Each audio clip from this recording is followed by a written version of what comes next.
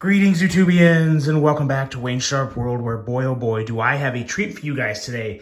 And I gotta say, this year being such a fantastic year for budget knives, there's so many manufacturers knocking out of the park. Kaiser, Civivi, CJRB is blowing up, Vosti's still going off. You got these four big players, and then you add in Best Tech, and there's five, and then there's probably even more after that I'm forgetting.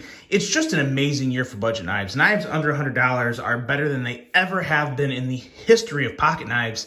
And then I came across this today, and I gotta say, it's one that it's not from it's manufactured by somebody, obviously. I don't know who manufactured it, but this is more of like a solo project from a designer slash maker that I've always wanted to check out his work, but I've never been able to get one in hand until now. And this here is none other than the Beg Knives Mini Glimpse. Now, before I go any further into this review, I'd like to thank you guys for tuning in today. If you like what you see, please do me a huge favor, hit that subscribe button, follow along, and I will continue to bring you the content. Now, let's take a look at some overall specs on this knife right here. We have an overall length coming in at 7.2 inches, a blade length coming in at 3 inches, and a blade thickness at a rather surprising 150 thousandths. One of the very few knocks I have on this knife is the blade steel. It is D2, but there's a few good things that, actually a lot of good things that kind of help balance out the D2 factor in this budget knife. We have a drop point style blade, and one of the things that is helping balance out the D2 is this amazing hollow grind. This knife has, for a budget knife, one of the best hollow grinds I've ever come across. We'll talk more about that when we get to the blade portion. Handle length coming in at 4.2 inches with a handle thickness at 550 thousandths and a handle width right around here at 848 thousandths with a handle material of G10 that is smooth, which is very nice. We have a liner lock and a user of a right hand only tip up carry. I think for the nature of this clip, I do think right hand only really was the way to go, especially with the smooth G10. It just would have looked kind of clunky with the cut in there, but I gotta say, it really does look good with this clip. The weight, 4.2 ounces. It does feel kind of heavy for a knife this size, but you guys, if you know my channel and you know me well enough, you know that I don't complain too much about the weight of knives. I mean, for 4.2 ounces for a 7.2 inch knife, I'm not gonna complain too much about it, and I don't really have any problems with this one. Designed by Todd Begg, and a price of 79 bucks. $79 for this. I've said in the past, and I do still stand by it, there's very few knives, if any, that I would pay over 60 bucks for, just based off the competition and everything else that's out there right now. But this knife is officially one of those knives because of the uniqueness of it and the fact that this is the first time ever, I believe, that you can get a Todd Begg design, who is a rather well-known, pretty popular designer. He's been around for a long time, has had some fantastic designs. I've just never really... this is my thing with Todd Begg. So his design language, as you can see, is very kind of like, you get a little bit of like gothic, kind of just like badassery, just really, really cool designs. But I wasn't sure if it was really something that I would like long term. And because of the price of all of his other offerings, usually Todd Begg knives are expensive. I mean, we're talking $200, $300 plus easy, because he was having them made with premium materials, which is always a good thing. But it kind of kept me from picking one up because I wasn't sure how much I'd like it, which is why I was really intrigued by this one when I saw it. I was really, really... there was really no question. The moment I saw it, I picked one up because I had to. I had to get one in my hand and get my thoughts on Todd Begg's work. And I gotta say, I'm so glad I did. Now, the manufacturer on this, I don't know who manufactured this. I got this from Blade HQ because it was, I think, the only place I could find it at the time. And it didn't say who manufactured it. So if anyone knows, please drop it in the comments. I would love to know. I took a look at the box. I thought maybe the style of the box would sometimes give it away, but it's really a pretty basic box. A cool looking box, that's the box. It comes with this little thing. Congratulations on your new knife. Because life doesn't come pre-sliced. Isn't that the truth? I wish it did. But yeah, very simple box. So this doesn't really tell me anything. I kind of feel like it's Best Tech. This could be Best Tech. It's kind of a Best Tech-ish style of box. And the quality, which is phenomenal, it does very much remind me of Best Tech. So it could be Best Tech, but if you know for sure, let me know in the comments. I really would like to know. But now let's do some quick size comparisons. We're getting a little behind schedule here. I like to keep these right at or just around 10 minutes. So let's see here. We got your Civivi Elementum, which is a very nice comparison indeed. And let's pull out here the Pyrite 1925, another blade with an attitude that measures up and actually looks pretty good with the mini glimpse. So there's those, and a couple more here. A couple Kaisers. Let's throw some Kaisers on the table and see how they stack up. Got the Kaiser Sparrow, as well as the Kaiser Original. Excuse me. So there you go. There's that. There's your size comparisons. And let's talk about this knife. Because, man, oh man, yeah, this is just the design. The first thing that hits you with this knife is definitely the design. I mean, boom, it's there. And this blade, it is a slicey slab of badassery. That's the best way to describe this blade. We have an edge coming in at 12 thousandths behind the edge due to one fantastic hollow grind. It's always hard to show off just the depth and quality of a hollow grind, but this is up there with some of the best. This is probably behind the Kaiser Mini Roach in terms of the best hollow grind I've ever handled on a budget knife. This is absolutely phenomenal.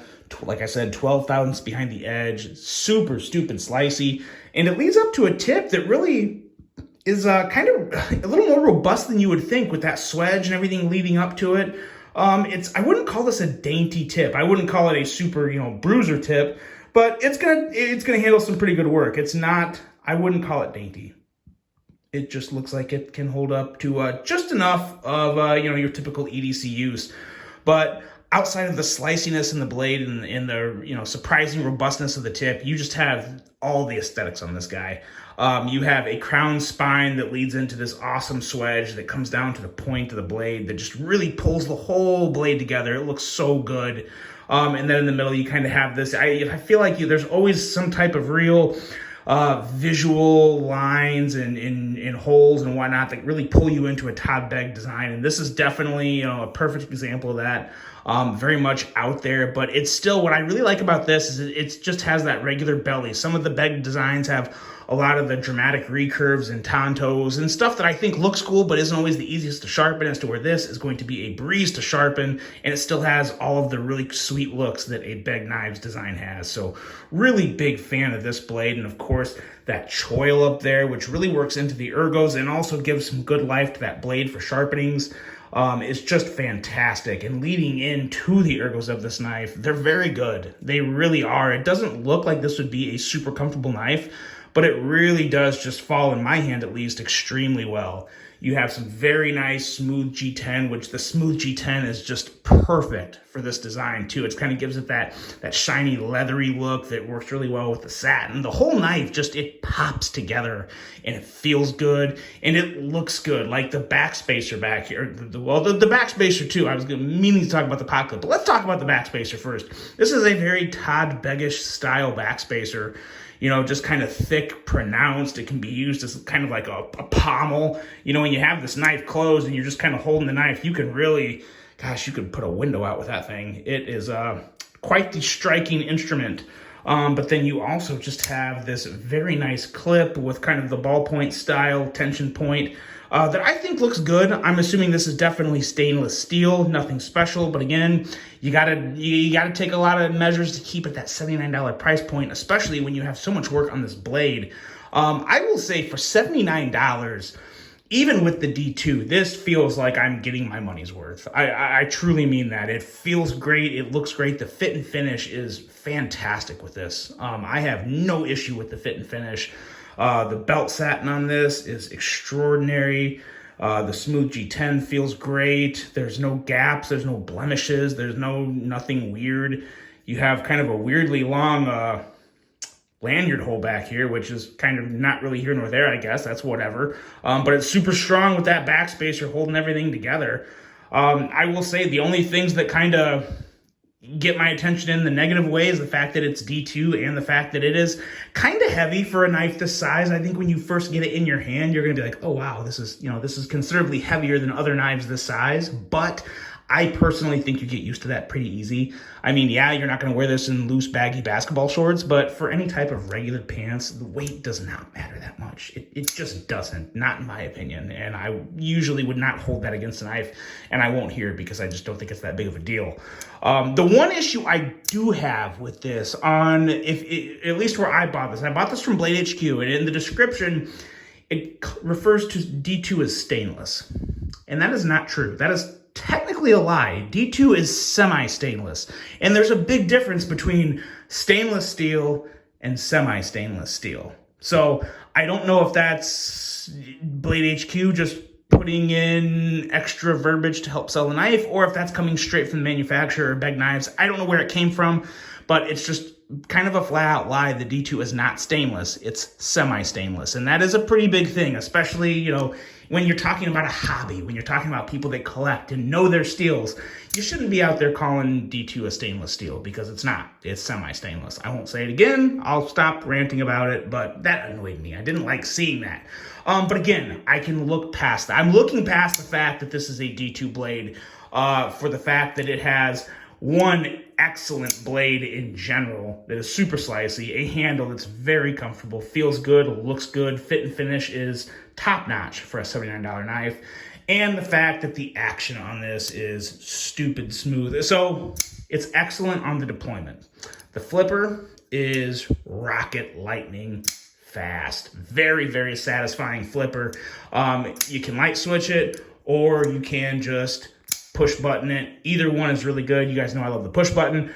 But yeah, it is just very, very good on deployment. And when it comes to the close, it's good. It's not like drop shutty. You got to give it some shakes. But that's also, too, I've only had this for a couple days. So it could definitely be something to where maybe it just needs a week or needs more use. Or, maybe I just need to take it apart, give it a little lube and give it a little love. But I still have no issue with the closing action of it. The action in general, for me, is fantastic, especially the deployment, which is always what's most important. A good satisfying close is always very nice.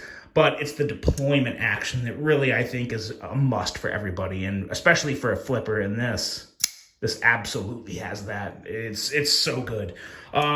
Even with D2, I would 100% recommend this knife. I will definitely be holding on to this. And this is another one. I don't know how I'm going to pick winners at the end of the year now, because there are so many damn good knives this year. It's ridiculous. But I really do like this one, especially from the fact that this is a Todd Beg Knives project. This is not a brand that is just using a Beg Knives design. Like, this is Todd Beg taking on a whole load of knives and having them made and doing his own thing with them. And I really like that. I like when makers take on the heavy entrepreneurial aspect and do their own thing. That carries a little extra weight with me. I respect that. I think it's really cool. But I also just really like this knife. Whether this was straight from Todd Beggs or if it was a manufacturer making it on behalf of Todd Beggs, it's a knife very well made, and it is just damn good to go in pretty much every way for me. Huge, huge fan of this. Highly recommend it. And I definitely think if you are into 3-inch blades and just really sweet designs like this, you should absolutely check this out, because it is fantastic. That's it, guys. The Beggs Knives Mini Glimpse. Let me know what you think of this. Really hope you enjoyed this one. Hope you have a great rest of your day. And until the next one, I'm out.